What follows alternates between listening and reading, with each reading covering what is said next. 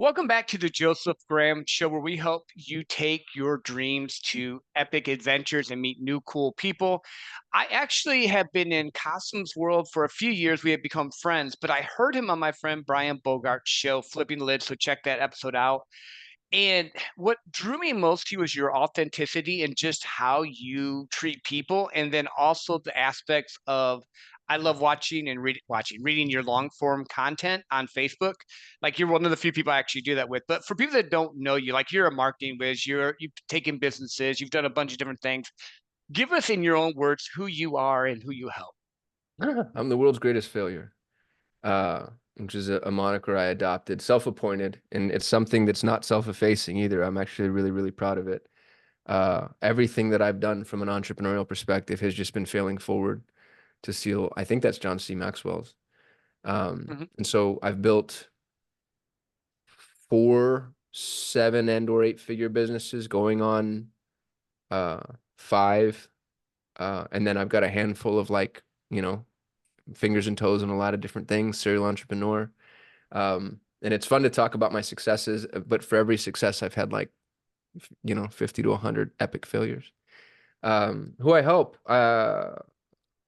I am obsessed with freedom. My holding company is called 3X Freedom. Everything I do from an entrepreneurial perspective from here on out, I want to be centered around providing people with freedom. I view freedom. Oh, stop, Siri. My phone's watching to me. I view freedom along three levels of analysis. There's financial freedom, which is what most people think of when they think of freedom. There's freedom of dimension, which is location and time. And then there's freedom of purpose. And I want to help not just entrepreneurs, but I want to help entrepreneurs and people achieve as many of those levels of freedom as is accessible to them. And the reason I caveat it that way is because it's hyper dependent upon your context. So, like I just started a staffing agency out of Latin America called Pareto Talent. I'm helping Latin Americans find jobs in the States. And it's a win-win because I find and train EAs in Latin America, and then I place them with entrepreneurs who need help. The entrepreneur gets freedom because of the EA. The EA gets freedom because we pay them 3 to 5 times what they'd make anywhere else. They get a relatively flexible schedule.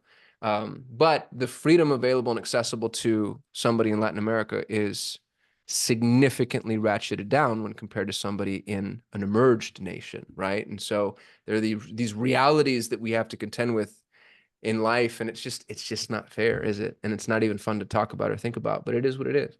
So freedom exists upon something of a hierarchical structure, and our job, I think, is to bring everybody one level higher. And not everybody's starting at the same level, and that needs to be acknowledged too. So I got a little preachy, Joe. I'm so sorry. No, What's I the best like I it. can do I with your like it. question? And I love your take on it because most of the time you hear business podcasts and stuff like that, they talk about money and freedom and doing trips and stuff. That's cool. But true freedom is waking up to a life you love and live. And even though it's not fair, I love that you're helping people make five, six times the amount of money they would make in their normal environment, and you're empowering them to do better. Now, does it make it where they're living super great compared to like maybe an American standard? Maybe, maybe not, but for them, it's significant. And I'm about impact. For me, I want to help impact people around the world. But you said three things. You said freedom with money, which is pretty much what everyone hears. Then you said freedom of time. What was that third freedom you said? I want to hear No, that so again. the second facet of freedom, I think, is freedom of dimension. I think people that think of time freedom stand alone, they have half of the formula because you need time and location. Hmm. If your time is free, but you're tied to a location, then especially in today's day and age, that to me isn't freedom at all. And if your location is free, but you're tied to time, same thing. So instead of, people might, they might, it's a semantic argument in some instances, but I think it's a logical argument at a deeper level. I view it as dimension. So time and location or dimension, freedom of dimension. And I think you need freedom of dimension. And then the last one is freedom of purpose. You need to be able to pursue something that you feel is purposeful. And the older I get, the more important I realize number three is. Uh, and and I know that now more than ever. I made an exit 2 years ago. I sold my business in October 2022, and I was already wealthy, air quotes. Um, but when I sold my business, I was done financially. It was put a pin in the need to make more money. Mhm. And you think like, oh, that was the goal. That's what I want. I want to be financially free. I never have to work again in my entire life. And the thing that's so funny about it is I still had that weird ache that everybody wakes Mhm. up with. Like I still wanted and needed to do. And what was even more interesting about it was hard to explain. Because I'm like, wait a minute, I thought I was waking up because I wanted to make money. And then I woke up and I don't need to make money, but I still want to do. Like, why do I want to do? Why do I give a shit? Why? There's only so many Mai Tais by the beach and so only so many beaches. And everybody wants to fulfill on a purpose. You said a moment ago, I'm all about impact. And I don't think you're the only one. I think people, even if they don't realize it, it's never about the money. Even for people who think very, very, very strongly it's about the money, it's never about the money. And if you really want to find amazing people, retain people, find amazing clients, retain amazing clients, work with strong strategic partners, build a brand, build a network. If you want to engage with people on any level, finding common purpose. Oh, dude, like it's Mhm. magic. It's magic. And we've already proven that as as a common group of animals, right? Like humanity has proven that common purpose is the thing that ties us all together. And it's because if you ever look at the things that tie us the closest together, be it religion or politics or, I mean, pick your theological commitment, um, it's always purpose driven, even if you don't necessarily agree with the purpose. So I really like that freedom of purpose, freeing people up to pursue that which they're most passionate about. That's the thing that excites me most about AI. Like imagine if we gave everybody in the world, hey, it's all taken care of. Go do something that you love. Yeah. Like, whoa, what would happen there? And I'm pretty optimistic about that, actually. I don't think people are going to sit around watching The Simpsons. I don't. I think that'll happen for a little bit. That happened, when I made my exit, my buddy, I had a really close friend tell me, hey, take a year off. Don't do anything. Take a year. And I did. I took a year and I traveled and I was with my kids and it was cool. But real quick, I wanted to get back into the fray and be productive and help people and do stuff. And I think most people are going to be exactly that way. So freedom of purpose, and maybe there's something on, higher on the hierarchy of needs that I don't understand because I'm not self-actualized yet enough to get it. But at the moment, that to me feels like the highest aim. I like that because a lot of times, like I've been in sales for years and I chased the money, I did the thing. And then once I got it, like you said, you can only do so many trips, you can only do so many fun things.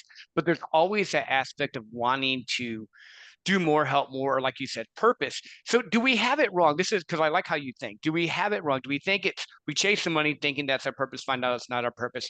Then we think we want time or we want the dimension of time and freedom, but then in reality, what we want to be is having a fulfilled life that brings impact and we can do what we want, but it's based off of I don't know. I don't even know if I want to use the word helping because some people could have a purpose that's not helping anyone. It could just be a purpose of what they want to do. I'm not putting rules on it, but I'm just trying to understand that when you Yeah, said purpose, artists that are a like lot like hit. that, aren't they? Like if you're a Yeah, sculptor and your purpose is like you really want to sculpt like who knows what, you're going after something like Michelangelo's David. Now, David, I think, has helped as many people as anything else you could point to for a lot of reasons. But I don't know that that was necessarily the intent. I think that there was something that, to articulate. And so the purpose doesn't have to be about like philanthropy, right? It doesn't have to be necessarily altruistic.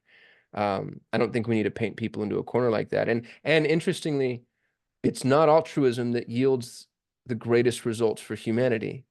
Like Amazon is not an altruistic endeavor, right. right?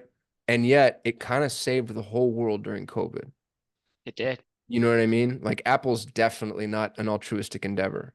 And yet I can think of very few things that had a broader impact on humanity. So I think this strange obsession that we all have as far as beating the altruistic drum. I believe, not to get too Randian on you, but I do believe in the virtue of selfishness in some instances and in some ways. I think if you take care of yourself, it puts you in the opportunity or in the position to take care of others. But you don't have to be Mother Teresa to change the world. As a matter of fact, you could argue very readily, I could argue that Bill Gates has done way more for the world than Mother Teresa. Now, is Mother Teresa a better person? Yeah, she was never on Epstein's island, right? Right. Right. But if we're just doing the actuary tables, and you're like, how many humans have been impacted? And I realize there's a whole bunch of conspiracy theory bullshit running around with Bill Gates, and I don't know what's true and what's not. Even if all that shit is true, like that Mhm. man Dude, go into any hospital in the functional world. All hospitals run on Microsoft products. Yep. All medical devices run on Microsoft products. It's fact. Hmm. Very few of them are running on something else. Like almost the entirety of the B2B infrastructure of the known world runs on Microsoft, for better or worse. But what Yeah. an impact that's made. So, and the guy came out with a hell of a purpose, man. I mean, he personalized the computer, the personal computer. It wasn't his invention, but it was his ability to scale it that put it all into our hands, and he probably accelerated it by a decade. Mhm. Um, Yeah. and I don't know. I'm not sure if this is a good departure for the conversation or not, but Oh no, I love it. I love it. I think sometimes we have our ego, so we want to put like that we're good people instead of put that we're purpose-filled driven to get things accomplished. Because if you mm, look at all the great leaders, history tells you the good side of who win. But in reality, a lot of the great leaders that we've heard of were assholes in a lot of ways and did a lot of bad things as well. So there's always that dynamic, but progress, like you said, Amazon, it was built for a profit business, but it meets a certain need that helps so many people even if that wasn't the intent. And I think it comes down to, well, let me ask you this, because I know you think this way. Like, I know I like your mind. Do people just put up a front that we're being good to make ourselves feel good about no, something, even though we're doing no, things? Or dude, I think it's what the do you think opposite. there? I think what this is there's oh God, forgive me. This is the classic philosophical juxtaposition, and there's two philosophers that are oft cited, and I'm because I'm not well versed in this, but there's it's are humans inherently good or are humans inherently evil? And I believe very strongly. You'd be hard pressed to convince me otherwise that people are inherently good everywhere. I've traveled extensively all over the world. I've been on most continents. Um, and everywhere you go, like you're generally going to encounter general goodness most of the time. Like it empathy's built into it's like an epigenetic phenomena almost. It's built into our DNA somehow. Um, and I think we lose sight of that often. I think we lose sight of all of the little things that make humanity human. Mhm. Uh, all there's so much beauty in the intricacy of what ties us together. But even like language, the fact that you pause to allow me to speak, and we have that tacit agreement. I don't know you, you don't know me. We started recording 15 minutes ago, or however long ago it was. And yet we already have this ultra functional framework and construct with which to participate with each other. And I'm speaking at an octave where you can hear and it's not offensive to you. And I'm using words that are not and then you're doing the same thing for me. And you might think to yourself, like, well, okay, that's just pragmatic. Well, sure. But couldn't there be more and shouldn't there be more? And isn't there more underneath that? Like, isn't there, generally speaking, just like a natural need and desire to like know who this person is or what they're about or why they're about and like all of that. The empathy, the sympathy, the knowing, the giving of space, like you allowing me the opportunity to speak on your platform to your audience. I mean, what a blessing that is. And there's all these little blessings all the time. I mean, you walk into a coffee shop and somebody makes you a cup of coffee, like, okay, they're doing their job, sure. But, and aren't they also serving you in a way that would have to exceed just, hey, you're just paying me to do this? Because we've all seen somebody who's just doing it because they're getting paid. And that's probably, it's probably way fewer, it's fewer in frequency than we would admit. Because that's generally just like horrible, right? That's like the prison lunch lady just slopping shit onto the tray. Usually people put more into it than the absolute minimum. And anything more than the absolute minimum, and this will get real touchy-feely real quick, but you'd have to house within the confines of the container that I think the world would agree is called love. Like I think people are predisposed to love each other. And we see it all the time. And we see it in most human interaction. And then when we don't see it, it's stark and it's terrifying. And it's like, oh my God, I can't believe that just happened. But even the fact that the absence of it is so jarring is evidence of its permeation, right? Like it's just kind of everywhere. And then when it's not, it's like, oh God, I can't believe that just happened. So it's, it's the exception that proves the rule in so many ways. And I think people,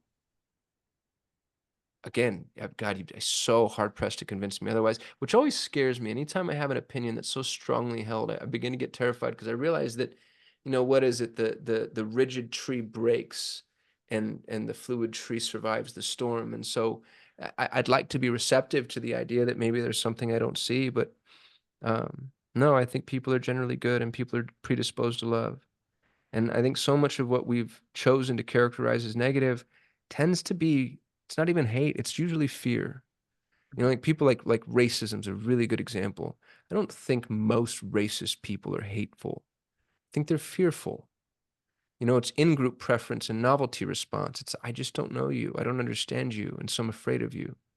And if you're trying to contend with hatred, that's really hard because hatred elicits hatred. But if you're trying to contend with fear, fear elicits compassion. Mhm. And that's an easily accessible example because it's just pushed on us so often. But it's true for so many of those things, those little bite-sized nuggets that we're fed when somebody, the establishment, let's say, says, "Oh, this Mhm. is what this is." Um, it's just easy to respond in a way that dehumanizes the other. And I don't think that's our default setting. I agree. I think that it's the way things are controlled, whether it's politics, religion, whatever. If they say that you're inherently good, well, then they can't control you to do a action or something that they want you to do. Most humans I've run into are inherently good. They're good people. They want good things for their family, good things for people around them. They're not trying to hurt anyone. But then you get political institutions or religions or different things, and I think they get it caught up in, I can't control people this way, so I need to find a way to do it. So now you're inherently bad. You need to come to me for the answer. Or that political party hates you and is going to kill everyone, and that political party doesn't. And it's just like it's like a almost a dog and pony show because when you actually talk to people and you get to Mm. know them and you drop your guard and just find out what they think, we're all really similar. Different backgrounds, different levels, different ideas on how things go. But I wish more people were like you're talking about, would look at it from that point of view instead of being rigid. Because you said, I don't want to be rigid. I know so many rigid people that it's refreshing when someone says, I don't want to be rigid or be rigid. And this is something that I've always asked myself, and I think you would agree with this. If you don't challenge a belief, was it even really your belief? Like if you Mm. grew up in Christianity was the only thing you did, if you never challenged it, was that really your belief or did you just inherit it? Or Yeah, whatever, you Jordan could Peterson insert says that anything. ideas people don't have ideas, ideas have people. Yeah. And I'm pretty sure he's quoting somebody else in that, actually. I'm misattributing that quote, but it's exactly to the point that you're making. It's exactly right. Well, I find it interesting because again, when I was younger, when the American dream, you get money, you get the house, you get the car, you get the girl, you do the thing, and then you get there and you're like, what's next? Like I Mhm. got there and it's not fulfilling. So for me, I think the pursuit of happiness or life is living a life that's fulfilling for you. And I don't want to put rules on it. So like when I talk to him, like I want you to wake up to a life you love living. Like with you, you've did businesses, you took that year off, you've exited from businesses, but you keep coming back and keep building because there's something inside of you that wants to create, build, grow, maybe tinker a different way. Because like you said, you could stop. There's nothing that's making you do this. So I know people are going to think and want this question answered. Where did you get that from? Was you just born with that inquisitiveness to just keep changing and growing and doing, or To be honest with you, I think it was born from fear in the beginning. Uh, I was raised by a blind single mother on Social Security disability in Albuquerque, New Mexico. You heard me talk about this on Brian's show. And I say that so quickly because I've said it often. Like that was my story, right? Blind single mother, blind. My mom was blind. And that's weird. When you're a child, your parents are the mountain that shields you from the storm of life. And so when you have not two parents, you have half a mountain, but you don't have, it's not that you have 50% of a mountain, because that would actually be easy, because then you just adjust. You have a porous mountain. 50% of the matter of that mountain is taken. And so sometimes the storm gets through and sometimes it doesn't. And then And then imagine that in this single parent construct, uh, my mom had really bad visual problems. She was prematurely born, and between the ages of 7 and 12, she went blind. And I'm watching this, and she's blind in her right eye to start with, and then the visual field in her left eye just started to close, and it's getting more narrow, more narrow, and more narrow. And along the way, she's losing the ability to like walk around the house, to drive, to work. And then now my mother has, it's like looking through a big gulp straw. So she's blind in the right eye. She's, has a 10-degree visual field in the left eye. She's legally blind entirely, according to the legal definition of blindness. And we were raised on Social Security, which is welfare, basically, right? Like my mom doesn't like it when I say that because she's like, no, I worked and I put into the system and I took out.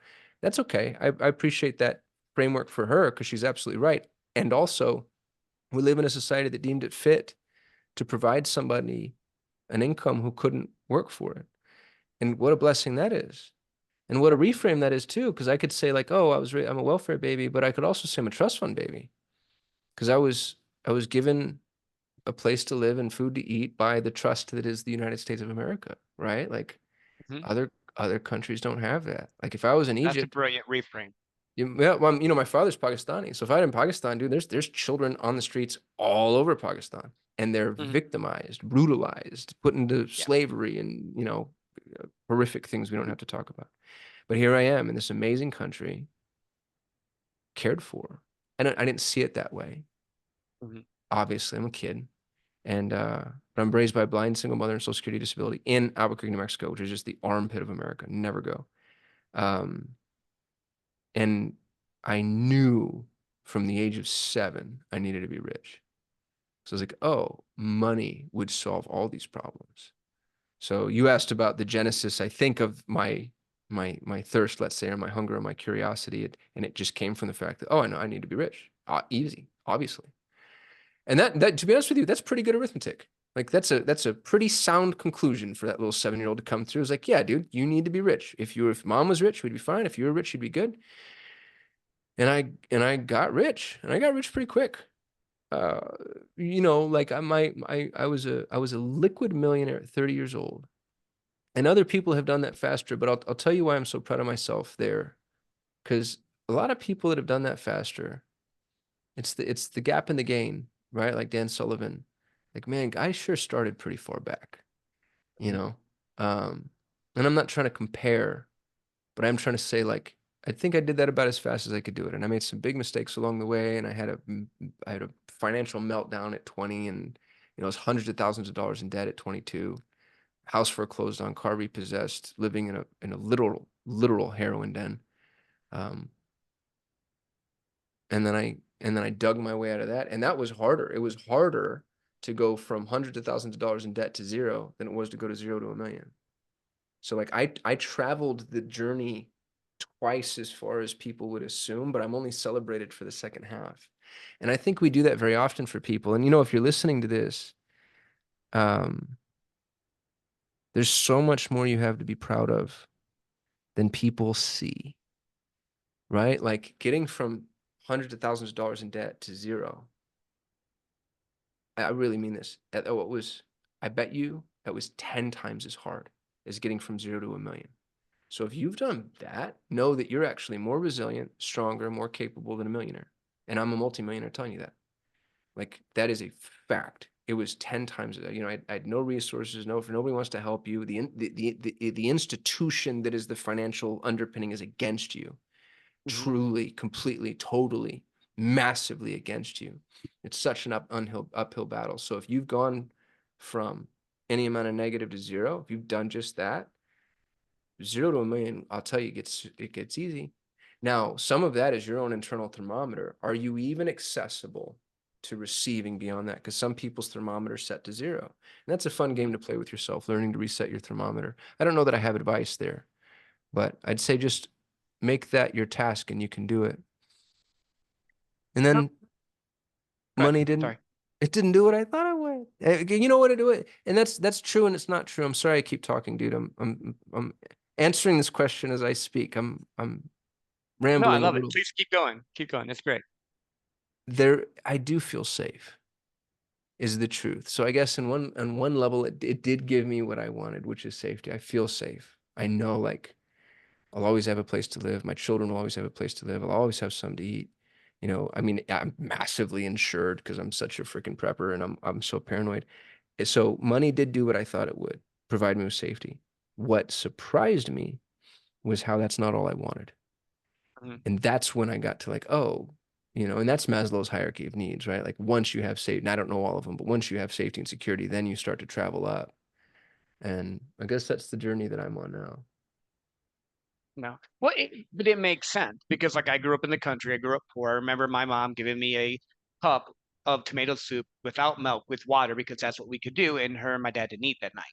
So I Mm, understand that. And I did that same journey of I got into sales, got successful, started making money. And then when I got to that point, I'm like, I could go make a bunch more money, but that's not gonna fulfill me. I can hop around from different sales jobs, but that's not gonna fulfill me. I wanna help people wake up to a life they wanna live, and that's kind of what I'm hearing you say. Because you got once you got the safety, you were able to now to really live how you wanted to live because you weren't worried about the other stuff, so now you can build what you want, dream how you want, help who you want, and I almost wanna say it's like I hate the term matrix because people overuse it, but it's like opening up to the real you because now you don't have the pressure of me, it pressures of other stuff, but you have the pressures of how am I gonna get my next meal next week, you know? yeah. Living here in the US, you mentioned that. It is I recommend people travel outside the US at least once in their lifetime, probably multiple times, which I have because I've seen people in places where it's like I was in, Kuala Lumpur, Malaysia, seeing someone do their last shot of heroin, like, because I was helping with a group there. I've seen the craziness of it, so I'm grateful for what we have here. I'm not saying everything's perfect, so don't hear I'm not saying there either.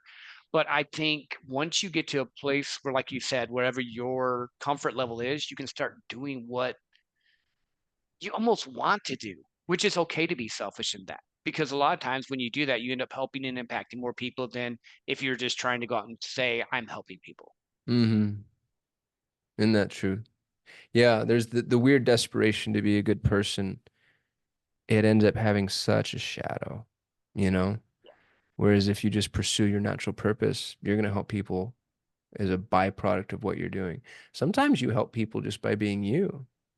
I had an experience recently. I'm in a group called Front Row Dads. It's one of the best things I've ever done for myself. If you're a father, go join Front Row Dads. It's the cheapest mastermind you'll ever join, and it's the best I've ever been a part of. And this is coming from somebody who owns a high-end mastermind.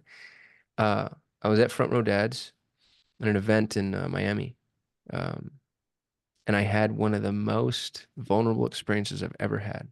I broke down massively in front of a group of 54 men. And that's a pretty easy place to be ashamed of yourself.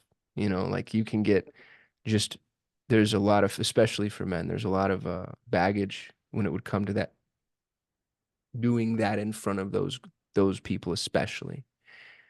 And the interesting thing about it is one of the men I respect most in the group came to me afterwards and he was like, you have no idea how helpful that was for me to see because I can't do that. And this is a guy that, dude, I look at, I mean, he's a demigod to me. He's Mhm. so successful, so smart, so unbelievably powerful. And he's like, you just gave me permission.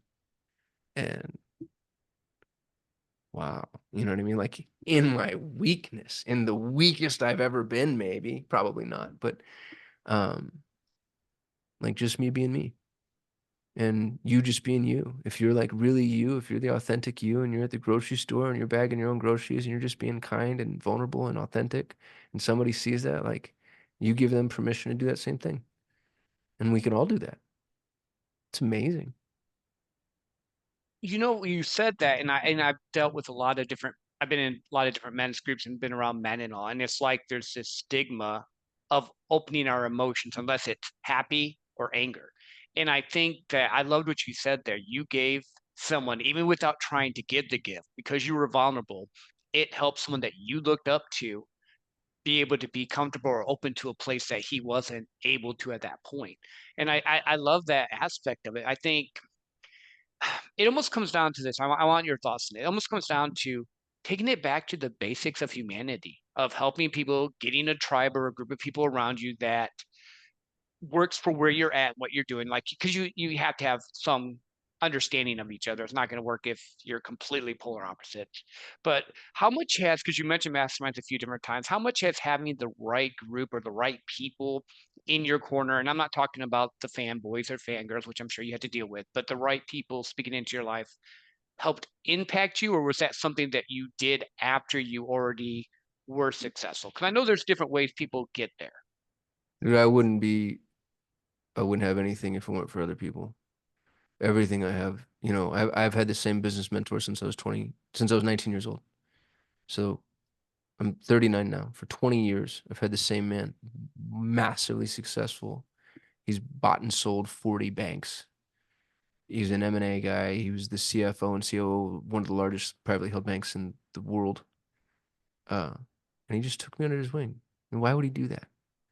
You Mhm, know? And the thing that's really interesting about it is I'm not the only one. He's mentored hundreds of people along his journey. But I'll tell you what I did that not everybody did is, God, did I soak it up, man. I paid attention and I was there. And the thing about that type of help is it's so readily accessible. There are so many people that want to help you. So many people. mhm, But there's a couple of prerequisites, and one of them is they have to see you're trying to help yourself. mhm, Like, and again, if you're listening to this and you're thinking like, oh God, if I only could catch that lucky break, it's that classic cliche. It's like the harder I work, the luckier I get. And he saw me just grinding, man. I was a 19-year-old kid. I was a little wannabe thug. I was pathetic in so many ways, but I was working hard. And he loved that. And he was like, I can work with that. Like be that. Be the you can be raw, but oh, I could work with that. And mhm, man, along the way, I've been given so much from so many people, and community is so critically important. And we're so starved for community, and we've done it ourselves. Like tribe. With God, what I wouldn't give for tribe. For milestones. Like the Jews do this really well with bar mitzvahs and bat mitzvahs. When you're an adult in the Jewish culture. You're told. We don't do that as Americans. The Mexicans have quinceañeras. I think that's just for young ladies, though. I don't think young men have, like, in some cultures, they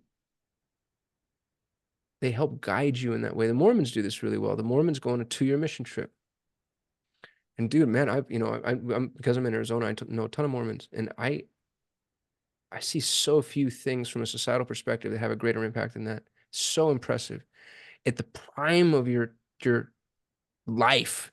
Dude, 18 to 20, are you kidding me? It's the most important time. That's all the good movies are about 18 to 20.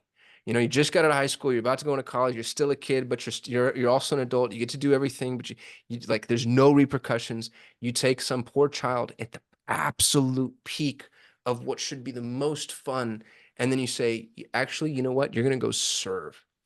And you're gonna mhm. go serve in, I don't know what, Beaumont, Texas or Kuala Lumpur, or Yep, yep.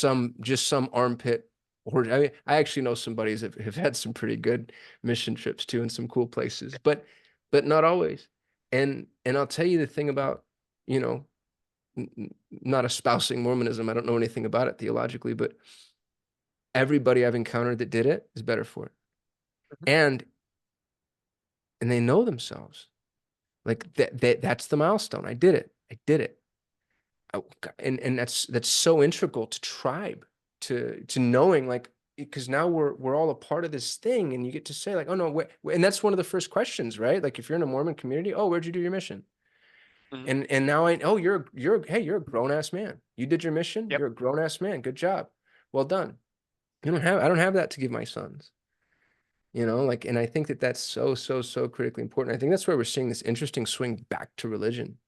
I think Mhm, people really want and need community, construct, hierarchy, brotherhood, sisterhood, fellowship, um, like multivariant parenting too. I think this idea that I'm going to parent my children. Now, let me just be very, very clear.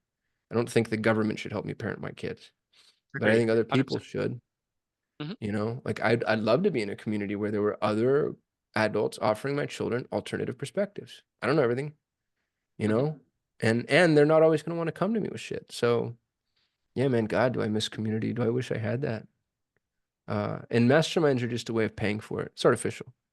I own Driven. mastermind. It's I own that with Perry Belcher and Jason Fladlin. I think it's the best marketing mastermind in the world.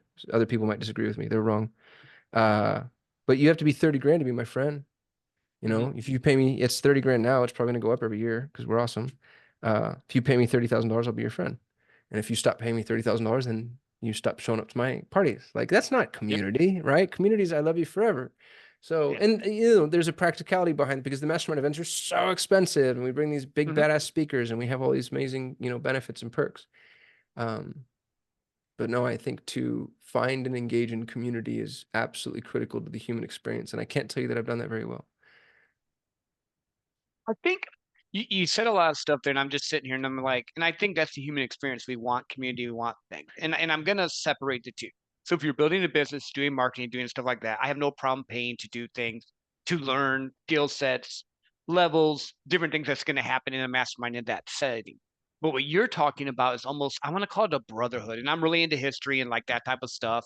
And like you hear about the World War II people and they come back and they're brothers. They don't even talk about it, but they're brothers. They would do whatever they need to. And like you said, all the other cultures have that rite of passage. For thousands of years, your boys or my son would have went and done a job with me, or I would have went and been an apprentice and would have learned, and that community thing would grow. So I think that's huge. I think it's hard for people like us to be vulnerable enough with it or find the right people. Because most of my good friends, like I just found out you live in the same city as I do. Most of my friends do not live where I live. They live around the world or different places that I actually connect with, can bond with, want to do like stuff with. We do virtual stuff and we go to meetings, but I think it's I think it's needed, but I'm wondering how we can do it. And the religion thing I think makes sense too, because a lot of young people I know, because I end up, because I'm really good at sales, talking to a lot of young sales guys, and a lot of them are going back into like Catholicism and other stuff. And I'm like, that's interesting because my generation, I'm Generation X, I'm a little bit older than you. We were like kind of pushing back against religion because it was shoved down our throats more. So it's kind of like that circle again. So it's funny that the patterns just keep happening. Hmm. What do you think it's just because of the networks and all you built that you're because you said something that stood out to me. You said, I wish I had that community. So I mean you have the mastermind groups. I'm sure you have friends that you're close to, but it sounds like there's a deeper longing that you're looking for. You know, this is funny talking about dimension. Because I'm like you, I've got an amazing virtual community. I've got front row dads, I've got strong friends, I've got really good acquaintances. You know, we dismiss the value of acquaintances. I've got people that I really love that I talk to a couple times a year, you Mhm. know, that I really love. My buddy Calvin Corelli. Calvin owns Simplero. I worked with him for, I don't know, almost a year. Went traveled to Denmark with him. Amazing human. I've learned so much from him. I'll talk to Calvin 4 times a year, maybe, you know, and I've got hundreds of Calvins maybe, you know, and not to diminish his value in my life. There's only one Calvin Corelli, but you know what I'm saying? Like Right. hundreds of I got people it. I that got it. kind of fit within the scorecard that I just offered. Um, I think with community, there is a geocentric model that is just necessary. There's just something about going outside and oh, those are my people. And then Mhm. being belly to belly and not having to schedule the time, you know. Um, and it's so tempting to want to like go get 100 acres with some buddies and just be like, hey, we're gonna do this. Mhm. It's something I fantasize about actually. Um, that's the community that I'd really like. And you know, that's the thing about that too, is that's a rich man's dream, right? What a luxury that is. Like I have the money to do that, so I can sit here and be like, you know, I should buy a couple 100 acre. And the question isn't, can I? It's like, oh, is that practical? Would people come with me? So that's you start to get real obnoxious when you lose touch with the fact that not everybody can even have that internal dialogue or mental discussion. So how Mhm. could somebody replicate that without copious amounts of money? And I think the answer there becomes like, well, you have to go find the community, right? Find and people do that. That's why everybody's moving to Austin. You know, and everybody will give you talk to anybody who's moved to Austin, and they all give you the different, oh, the traffic, the schools. No, you like the community. Like you went there, and you're like you wanted to be a part of this like new kind of. It was like the new Silicon Valley, right? It was like Huh? venture, you know, organic, kind of libertarian, a little liberal in the right way, a little conservative in the right way. It was fun. It was Austin. Dallas is the same way. The Dallas Fort Worth area has its own community, and so I think going and finding the community that's right for you that makes a lot of sense. Building it is harder, but it can be done. I've seen people do it actually. Um, And religion is so important to community because I do believe that community should be centered upon the highest order hierarchical value. Mhm, Um, my best friend, her name's Christine Marie. She's one of the brightest people I've ever known. She owns a company called the Knowing Agency, and she calls it vertical alignment. You have to be aligned vertically before you can be aligned horizontally. If you try to align horizontally, you're just like what is that game? You're like a foosball player, just getting knocked side to mhm, side to side to side. But if you can be vertically aligned, that means aligned with whatever your conception of God is, right? God, the universe, spirit, source, whatever. And even atheists believe in God. They don't realize it. My brother's a mhm, very pronounced atheist, but I can get him quickly to discuss principles, truth, honor, integrity, right? Temperance, intelligence. Those are principles. Principles in God are those are kissing cousins at a minimum, but really it's just defining terms. That's why monotheism turned into polytheism, because all those principles are just they're just embodied little polytheistic, you know, multiple God identifiers.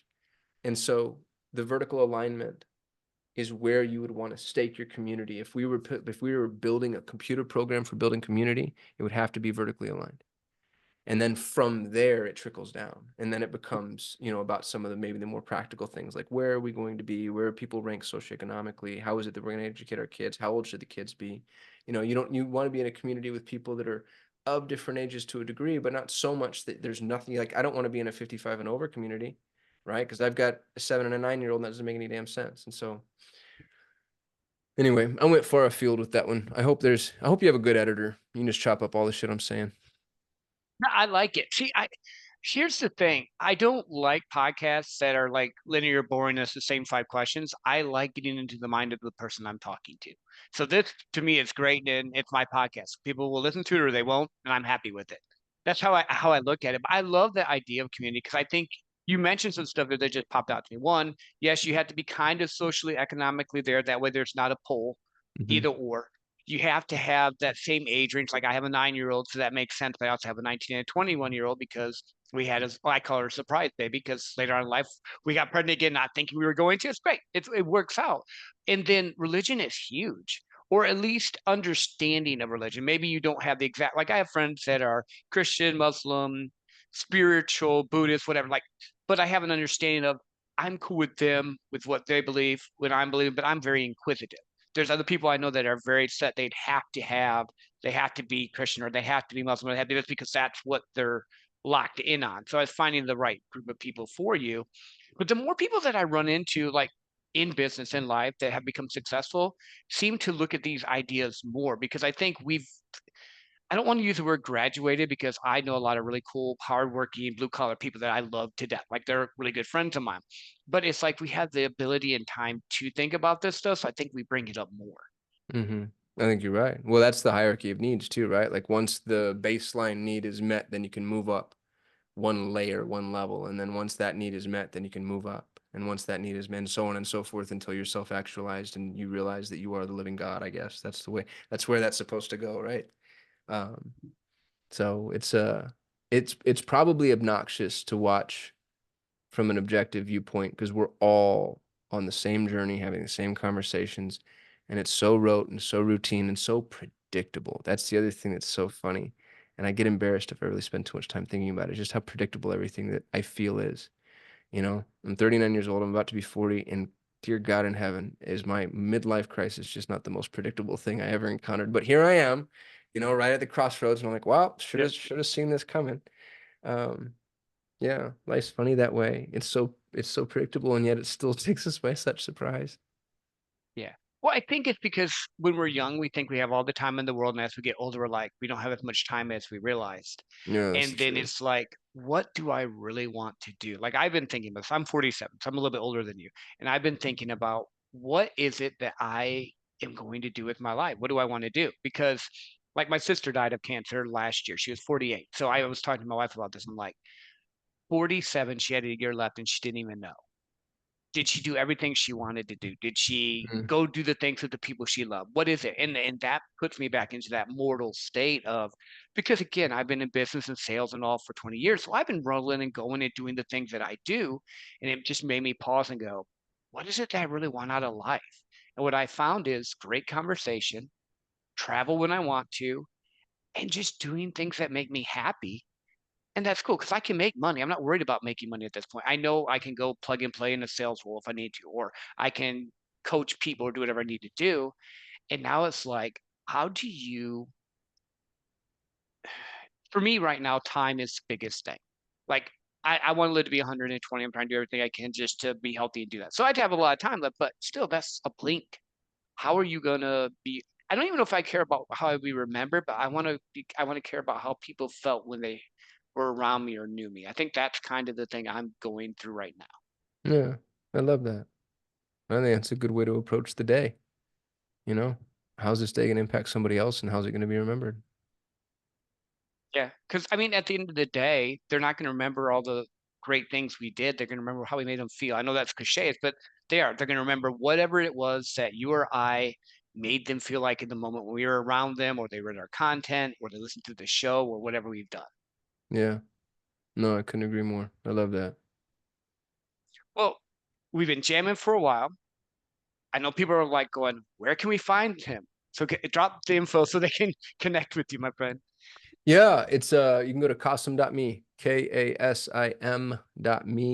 It's my link tree. You can find my website, a collection of my businesses. I've got a newsletter you can subscribe to. I don't know why you'd want to do that. You can join my mastermind. Mm, there's stuff. There's stuff. I've got social links there if you want to follow me. I write a blog every day. I post it to Facebook and LinkedIn and whatnot. So appreciate you Yeah, no, having me, I love brother. the blog. I do. Any other words of wisdom, thoughts that you want to leave the listener before we let you go? No, they're doing it. The fact that people even tune into podcasts has always amazed me, and it's a delight that somebody would do that. Like set their time aside and try to learn from somebody else and give that person oxygen because that's really what they're giving me. I have that fun personality type that loves attention. So thank you for the attention, and I know this was the strangest podcast topic ever from a professional marketer. And it's just kind of where the conversation went. But I appreciate you giving me the freedom and flexibility to just rant a little. I appreciate you being on the show. And like we've been talking about, go build a life you love waking up to because there's no rules. No one else gets a vote but you. And at the end of the day, you need to be happy with what you accomplish.